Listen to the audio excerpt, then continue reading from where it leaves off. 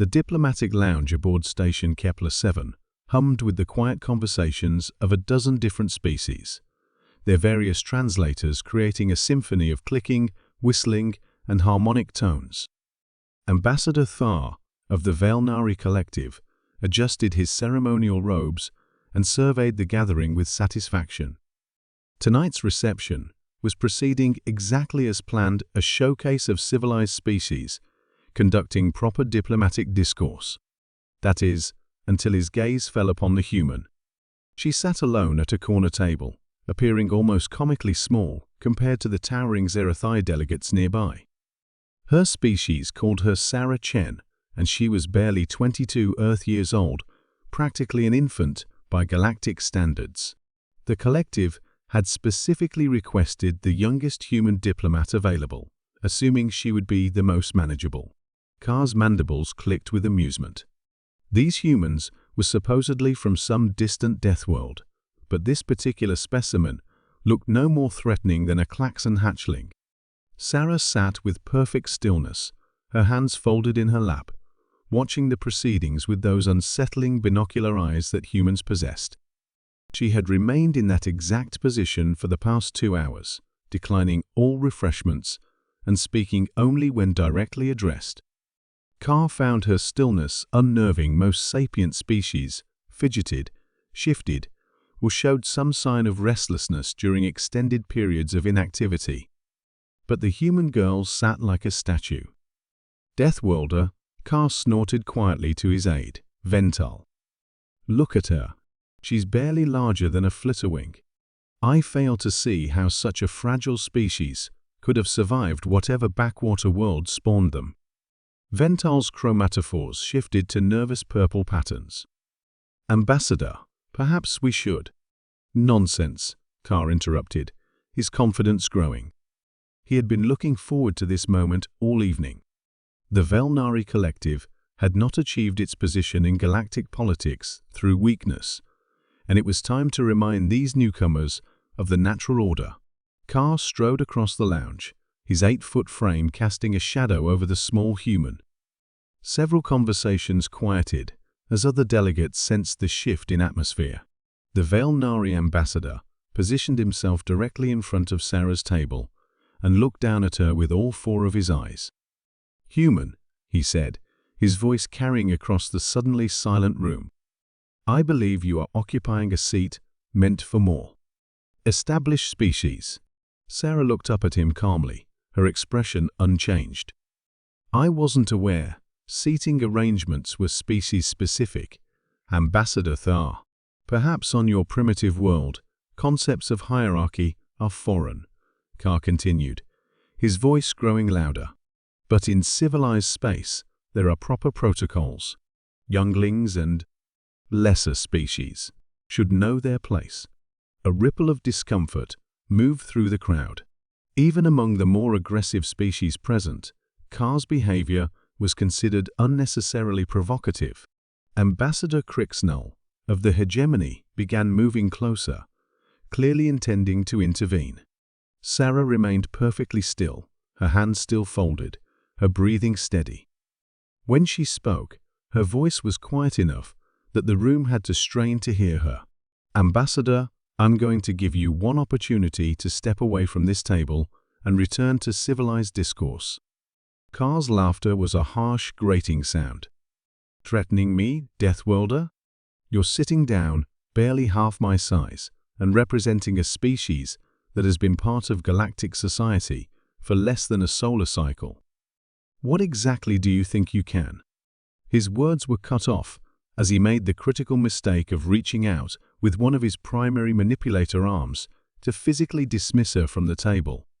What happened next occurred so quickly that most of the assembled delegates would later disagree on the exact sequence of events.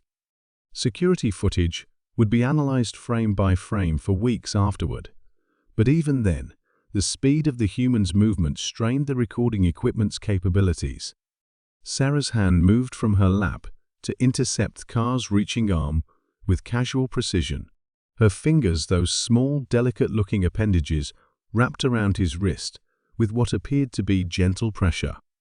Car's expression shifted from arrogance to confusion, then rapidly to alarm, as he realized he could not pull his arm free. "I warned you," Sarah said quietly, still seated, still appearing completely relaxed, except for the steel in her voice. The sound of Thar's carapace cracking was audible throughout the silent lounge. Then Sarah stood up. The movement was fluid, controlled, and absolutely terrifying in its implications. As she rose from her chair, her grip on Car's wrist became a fulcrum.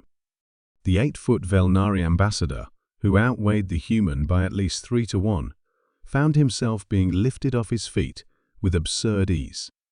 "Humans," Sarah said conversationally, as if she weren't currently suspending a full-grown alien in the air with one hand, evolved on a world with gravity approximately 1.3 times galactic standard.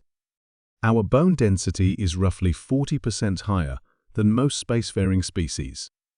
Our muscle fibers developed to handle atmospheric pressure that would crush most of your respiratory systems." Carl made a strangled sound, his feet dangling as his own weight worked against him. The human girl's grip was precise, tight enough to immobilize him completely, but not quite tight enough to shatter the bones.